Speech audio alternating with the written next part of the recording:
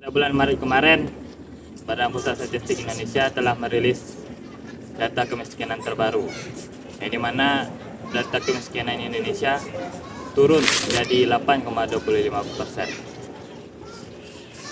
Seperti terdengar seperti kabar baik bagi rakyat Indonesia. Kan tetapi pada saat yang bersamaan,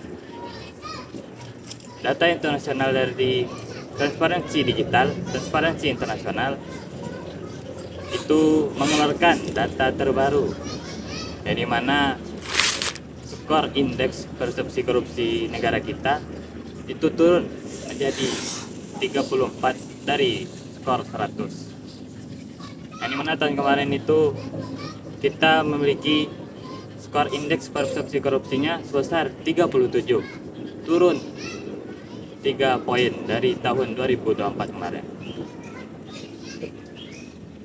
Hal ini membuat kita bertanya-tanya, apakah data kemiskinan yang dirilis oleh BPS tadi itu sesuai dengan fakta di lapangan atau hanya ilusi di atas kertas saja, sehingga negara kita itu habis dirampok dari dalam. Maka karena itu kita akan bahas di video kali ini. Mari kita bedah realitasnya. Mengapa angka kemiskinan turun, tapi biaya untuk hidup itu kian makin membengkak? Karena garis kemiskinan kita itu hampir menginjak 8% di Indonesia. Yang dimana artinya masyarakat miskin hanya untuk membeli sepiring nasi sama ikan itu kian mahal, mencekik bagi masyarakat miskin di Indonesia saat ini. Dalam ekonomi, korupsi merupakan senjata pembunuh berdarah dingin, di mana ia merupakan pajak ilegal yang paling kejam bagi orang miskin. Gimana tidak, dana alokasi yang dikeluarkan oleh pemerintah itu malah melenceng masuk ke rekening pribadi para elit penguasa, sehingga yang alokasikan dana yang seharusnya untuk mendirikan puskesmas di desa-desa atau mendirikan sekolah di desa-desa terpencil itu dipindahkan ke proyek-proyek besar, yang dimana proyek besar itu bisa lebih mudah dimanipulasi untuk mendapatkan uang sakunya atau di kickback secara politik gitu. Dampaknya apa korupsi bagi masyarakat kita ini? Kehilangan modal bagi masyarakat yang menerima bantuan, misalnya dikorupsinya bantuan sosial dari pemerintah, sehingga bantuan itu tidak sampai ke tangan yang tepat, atau bahkan tidak sampai, bahkan dikelokkan untuk keluarganya sendiri gitu, sehingga para keluarga miskin ini tidak bisa memutuskan rantai kemiskinan pada generasi berikutnya. Pertumbuhan ekonomi yang tersisa akhirnya tidak inklusif. Uang hanya berputar di sekitaran oligarki saja, yang membuat jurang ketimpangan kita itu makin hari makin curam gitu.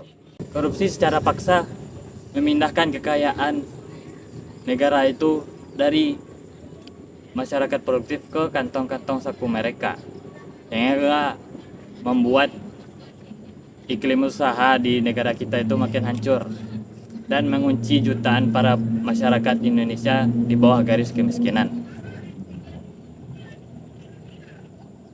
Institusi kita pun perlahan semakin membusuk, yang dimana bocornya kantong anggaran negara dari sektor pajak dan penyelewengan sumber daya alam membuat ruang fiskal pemerintah kita semakin sempit. Karena kesempitan itu, Dan ditambah dana anggaran kita selalu bocor, membuat pengaman sosial untuk masyarakat semakin rapuh, yang dimana sekali goyang ekonomi, sekali adanya goncangan ekonomi, itu masyarakat kelas menengah ke bawah itu langsung terjatuh ke miskin kembali itu. Mari kita jujur secara intelektual.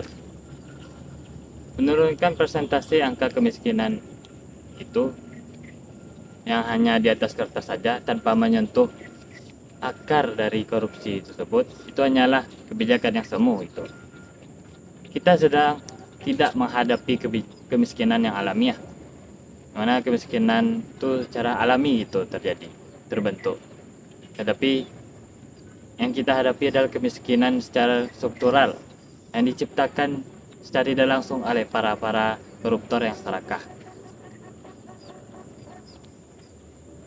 Solusinya bukan lagi menambah kuantitas bagi-bagi bansosnya pada saat pemilu, tetapi kita buat solusi yang saling mengunci itu. Yang pertama itu solusinya itu pertama mendigitalisasi seluruh anggaran publik itu, sehingga menciptakan transparansi anggaran publik bagi masyarakat itu, sehingga masyarakat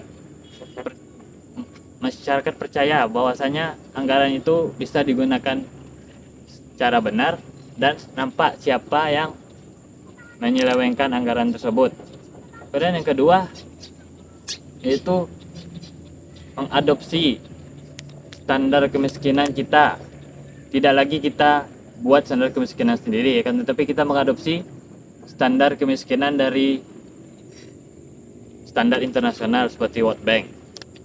Sehingga jika kita membuat kebijakan, maka bisa menyamaratakan semua masyarakat itu dengan standar internasional sesuai dengan fakta realitanya di lapangan itu.